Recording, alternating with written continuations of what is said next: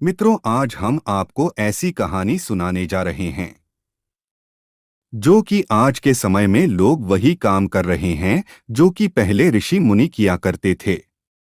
तो चलिए कहानी शुरू करते हैं। लेकिन मित्रों, इससे पहले हमारे चैनल को सब्सक्राइब कर ले ताकि हर वीडियो का नोटिफिकेशन सबसे पहले आप लोगों तक पहुंचता रहे। चलिए मित्रों, देर न करते हुए कहानी शुरू करते हैं। मित्रों, हमारा देश पौराणिक समय से ही ऋषियों महर्षियों की तपस्थली रहा है। हिंदू धर्म ग्रंथों में कई ऐसे ऋषियों महर्षियों का वर्णन मिलता है जिन्होंने अपने तपोबल से मानवजाति के कल्याण के लिए कई तरह के काम किए। तो वही कई ऐसे भी ऋषि हुए जिनकी शक्ति से देवराज इंद्र को भी डर सताने लगता था कि कहीं उनसे देवराज की पदवी उनसे कोई छीन ना ले। इसी कारण उन्हें जिस किसी भी ऋषि की तपस्या से भय लगने लगता, उनकी तपस्या भंग करने के उद्देश्य से वो स्वर्ग की अप्सरा को पृथ्वी लोक पर भेज देते। ऋषि अप्सरा के रूप और यौवन को देखकर मोहित हो जाते थे। इस पोस्ट में एक ऐसे ऋषि की कथा बताने जा रहे हैं जिन्होंने करीब 1000 वर्षों तक एक अप्सरा के साथ भोग विलास किया। तो आइए जानते हैं ऋषि कंडू के 907 साल संभोग करने का रहस्य। ऋषि की तपस्या और इंद्र। कथा के अनुसार पौराणिक काल में महान ऋषि कंडू हुआ करते थे जिनका आश्रम गोमती नदी के तट पर था। एक बार की बात है, ऋषि कंडू ने घोर तपस्या करना शुरू किया। वो तपस्या में इतने लीन हो गए कि उन्हें किसी भी चीज का आभास ही नहीं होता था। इस तरह ऋषि को तपस्या में लीन देखकर देवराज इंद्र हमेशा की तरह घबरा गए। उन्हें यह डर सताने लगा कि कहीं ऋषि कंडू उनका स्वर्ग का सिंहासन छीन ना ले। इसी डर के परिणामस्वरूप इंद्रदेव ने ऋषि कुंडू की तपस्या भंग करने के लिए प्रमलोचा नामक की अप्सरा को पृथ्वी लोक पर भेजने का निश्चय किया।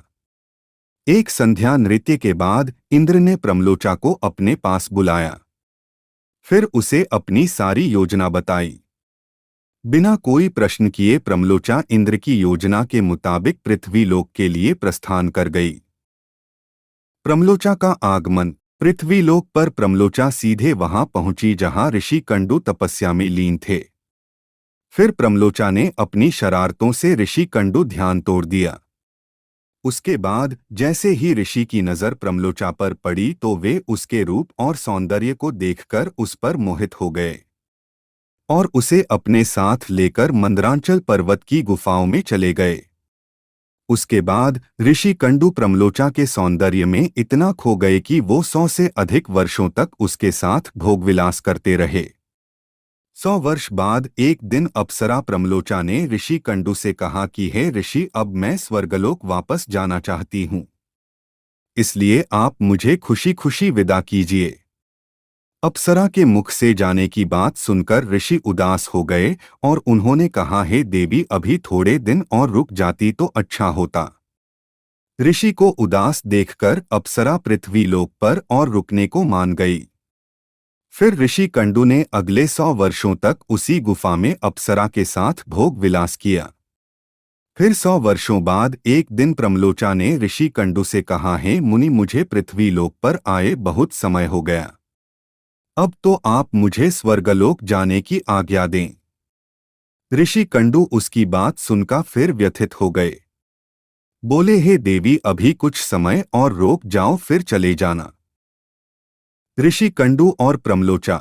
इसी तरह कई 100 वर्ष बीत गए और जब भी अप्सरा प्रमलोचा स्वर्गलोक जाने की बात ऋषि से कहती तो वो किसी तरह उसे मना लेते। वो अप्सरा ऋषि के श्राप से भी डरती थी कि कहीं क्रोध में आकर ऋषि कंडू उसे श्राप न दे दें। उधर महर्षि के काम वासना में लिप्त होने से अप्सरा के प्रति उनका प्रेम नित्य बढ़ता ही जा रहा था। तपस्या पूजा पाठ का त्याग कर दिनरात ऋषि कंडू भोगविलास में डूबे रहते। एक दिन की बात है, ऋषि कंडू बड़ी तेजी से अपनी कुटिया से निकल रहे थे। तभी प्रमलोचा उनके पास आई और पूछने लगी, हे मुनि, आप कहाँ जा रहे हैं? तब ऋषि कंडू ने कहा कि हे भद्रे, दिन अस्त हो चुका है, अतः मैं संध्योपासना करने जा रहा हूँ। अगर ऐसा नहीं किया तो मेरा धर्म नष्ट हो जाएगा। यह सुनकर प्रमलोचा मुस्कुराए बिना ना रह सकी और बोली, हे सब वेदों के ज्ञाता, इतने वर्षों में क्या आज पहली बार सूर्यास्त हुआ है? जो संध्या वंदन नहीं करेंगे तो आपका धर्म नष्ट हो जाएगा। मैं तो आपसे जब से मिली हूं तब से तो आपने कभी संध्या वंदन नहीं किया है। ऋषि कंडू की व्यथा। इस प्रकार के वचन सुनकर ऋषि कंडू बोले, हे भद्रे नदी के इस सुंदर तट पर आज सवेरे ही तो तुम आई हो। मुझे भली भांति स्मरण है। मैंने आज ही तुमको अपने आश्रम में प्रवेश करते देखा था। अतः अब दिन के समाप्त होने पर सांध्यकाल हुआ है।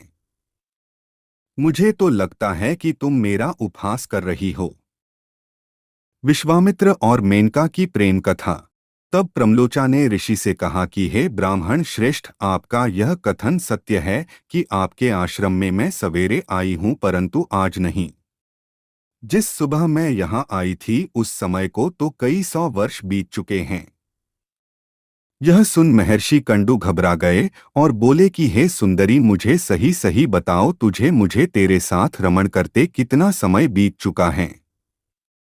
तब प्रमलोचा ने बताया कि आपको मेरे साथ रमण करते हुए 907 वर्ष 6 महीने और 3 दिन हो चुके हैं।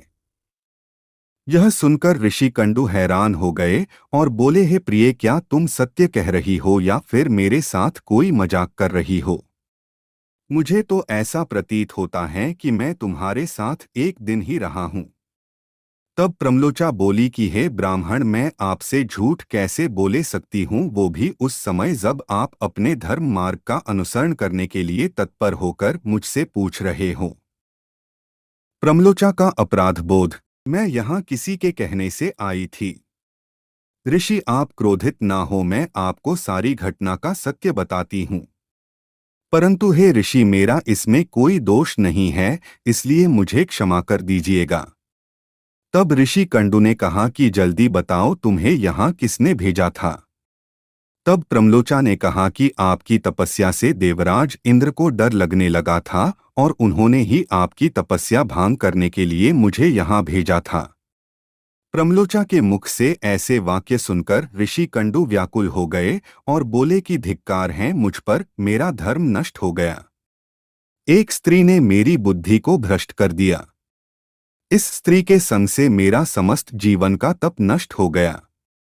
इसलिए हे पापिन स्त्री, अब तू जहां चाहे जा सकती हैं, क्योंकि तुझे इंद्र ने जिस कार्य के लिए भेजा था वह कार्य संपन्न हो गया। तूने मेरा तप नष्ट कर दिया है।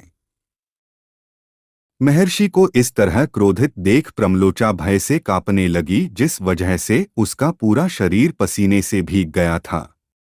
उस समय ऋषि ने जो गर्भ प्रमलोचा में स्थापित किया था वह भी अप्सरा के रोम छिद्रों से निकलकर पसीने के रूप में उसके शरीर से बाहर आ गया। प्रमलोचा के पसीने से वायु ने उस गर्भ को इकट्ठा किया और वृक्षों ने उसे ग्रहण किया। सूर्य की किरणों से पोषित होकर वह धीरे धीरे बढ़ने लगा। फिर समय पूरा होने पर उस वृक्षाग्री से मृषा नामक कन्या उत्पन्न हुई, जो ऋषि कंडू, सूर्यदेव तथा वायु की पुत्री कहलाई।